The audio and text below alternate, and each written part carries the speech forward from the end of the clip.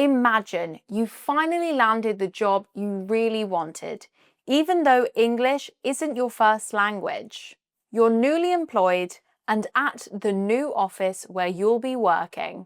You go to the first meeting with your team, and during the meeting, you hear someone say, when you're constantly dealing with uncertain outcomes, you need to weigh up your options, make a decision, and then drum up some enthusiasm for the new project. And that's when you realize 3 phrasal verbs were used in that one sentence. But what if I told you that in business English, there are many more phrasal verbs British people use all the time?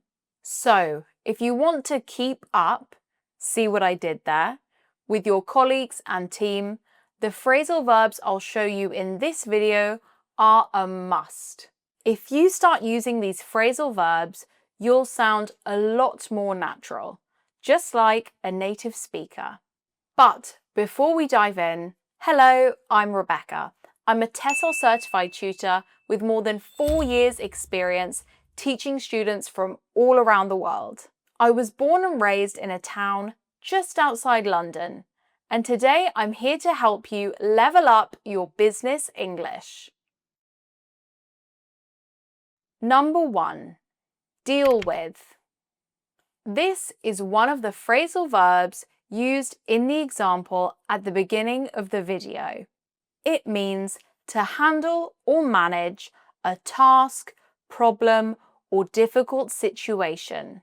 It's something you'll hear constantly in the workplace, especially when challenges come up. For example, we need to deal with this client complaint before it escalates. Number 2, weigh up. This is another phrasal verb you heard in the opening example.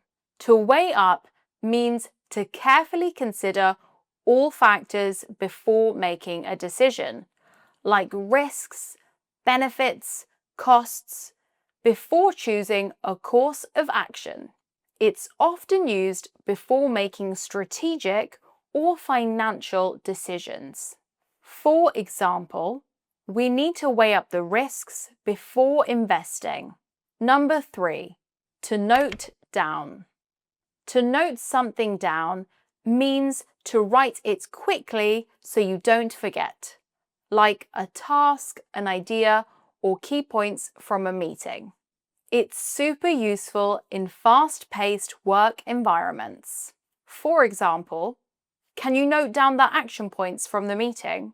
Number 4, catch up.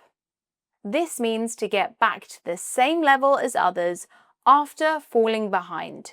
It could be catching up on work, emails, or news you've missed. For example, I missed last week's meeting. Can you catch me up later? Number 5, drum up. Here's another phrasal verb that was used in the example at the start of the video. To drum up means to create or encourage interest, support, or business, especially when it's not coming in naturally. You might drum up support for a new idea or drum up sales during a slow period. For example, we need to drum up more interest in our new product. Number 6, look into. This means to investigate or explore something further. You're not solving the problem just yet. You're doing research to understand it better. For example, can you look into this billing issue? Number 7, call off. To call something off means to cancel it, usually something that was planned, like a meeting, event, or trip. It's often used when something unexpected happens. For example, we've had to call off the client visit due to travel disruptions. Number 8, step in. To step in means to get involved in a situation, to help, support, or take control, often when someone else is unable to continue. For example, who can step in to lead the meeting while I'm away? Number 9, step down. This means to resign or leave a position, often a senior or leadership role. You might step down for personal reasons or to let someone else take over. For example, she decided to step down as director after 10 years. Number 10, cut back.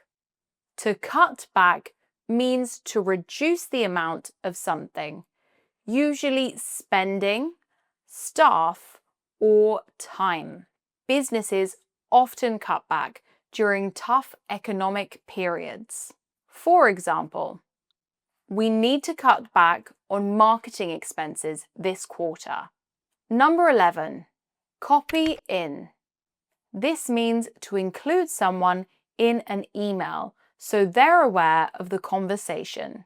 It's a formal way to say CC in spoken English. For example, make sure to copy me in on that email to legal. 12, loop in. To loop someone in means to keep them informed or include them in ongoing discussions or decisions, especially via email or meetings.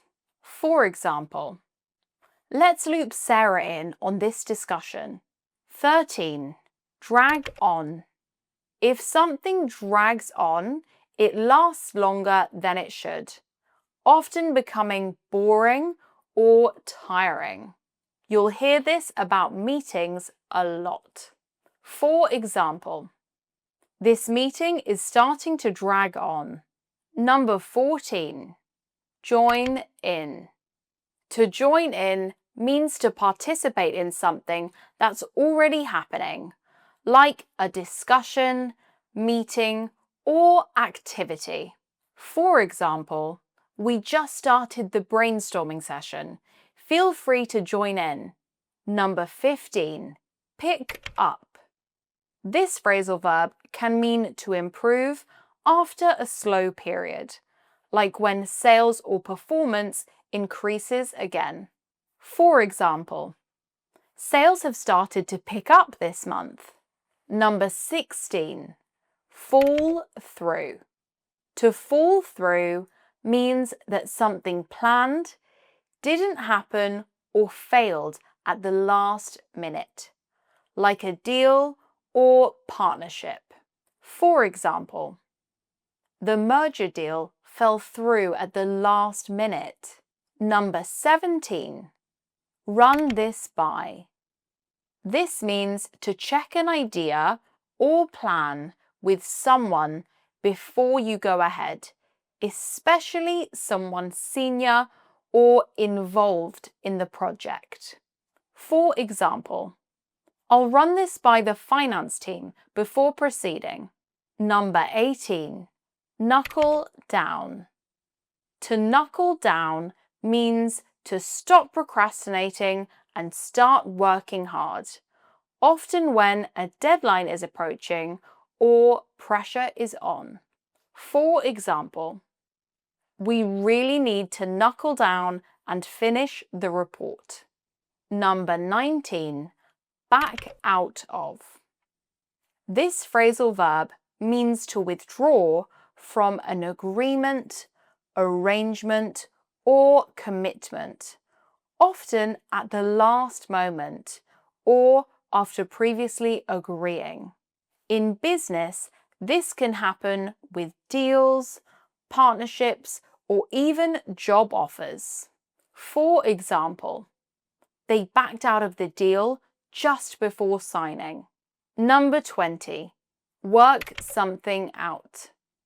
This means to solve a problem, reach an agreement, or find a solution, often through discussion or negotiation. For example, let's try to work out a solution before Friday. So there you have it, 20 phrasal verbs you can start using in everyday business English. Did you know them all? Let me know in the comments below. If you want more practical tips and real-life English expressions delivered straight to your inbox, don't forget to subscribe to my free newsletter. The link is in the description.